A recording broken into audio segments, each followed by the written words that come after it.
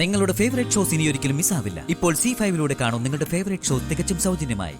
ഇവിടുത്തെ സ്വത്തുക്കളാണെങ്കിൽ നിയമപ്രകാരം അത് മുഴുവനും വിശാലിന്റെയും പാർവതിയുടെയും പേരിലാണ്.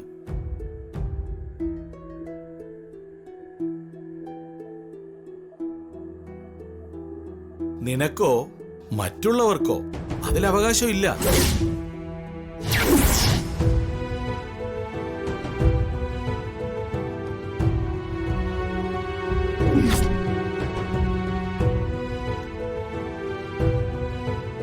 പിന്നെ എങ്ങനെയത് ഭാഗം വെച്ച് നിനക്ക് തരും?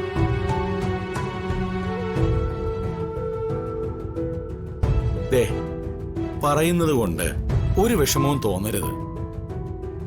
നീ പ്രഭാവതിയുടെ മകനാ, എന്റെ മകനല്ല.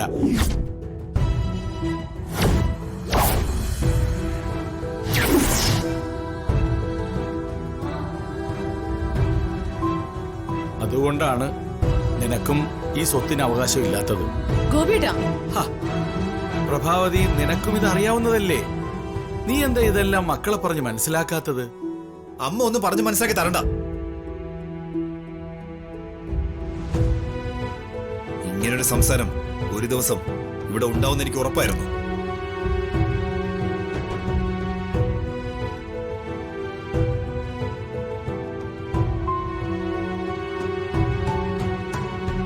അമ്മ ഇദ്ദേഹത്തെ വിവാഹം കഴിച്ചിട്ട് ഇത്രയും കാലം ഇദ്ദേഹത്തിന് വേണ്ടി മാത്രമാണ് ജീവിച്ചത്.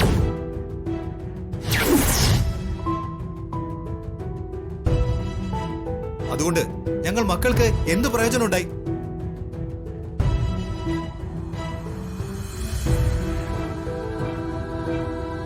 ഇതുവരെ എന്താണ് ഞങ്ങൾക്ക് വേണ്ടി ചെയ്തത്? കണ്ടില്ലേ, ഇപ്പൊ ഇദ്ദേഹം പറയാ ഞാൻ ഇദ്ദേഹത്തിന്റെ മകനല്ലെന്ന്.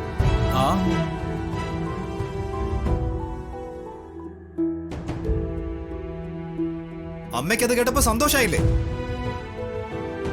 തൃപ്തിയായില്ലേ? വിനയ്, ഞാനൊന്ന് പറയട്ടെ വിനയ്. എനിക്കൊന്നും കേൾക്കണ്ട. അല്ല, അമ്മയ്ക്ക് നാണമില്ലേ? എന്തിനാണമ്മേ ഒരു പ്രയോജനം ഇല്ലാതെ ഇദ്ദേഹത്തിന് വേണ്ടി ഇങ്ങനെ ജന്മം പാഴാക്കുന്നത്?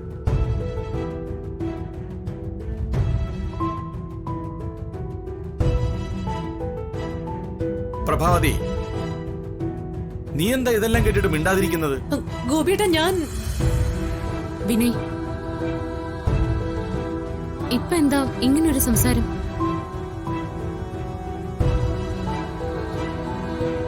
സ്വത്തുക്കൾ എന്റെയും വിശാൽ സാറിന്റെ പേരിലാണെങ്കിലും നിങ്ങൾക്കിപ്പോ ഇവിടെ എന്താ ഒരു കുറവ്?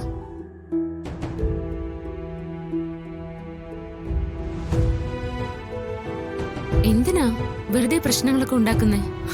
അതെ, ഞാൻ എന്റെ അവകാശമാണ് ചോദിക്കുന്നത്. എനിക്കത് കിട്ടണം. വിനയ്, സംസാരം നിർത്ത്. ഈ കുടുംബത്തിനൊരു അന്തസ്സുണ്ട്. അത് നീ ആയിട്ട് നശിപ്പിക്കരുത്. അപ്പോ സ്വത്ത് വീതം വയ്ക്കാനുള്ള ഉദ്ദേശമില്ല അല്ലേ?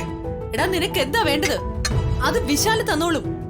അയ്യോ, എനിക്ക് ആരുടെ ഔദാര്യ ദാനം ഒന്നും വേണ്ട. പിന്നെ നിനക്ക് എന്താ വേണ്ടത്? അത് ഞാൻ പറയാം.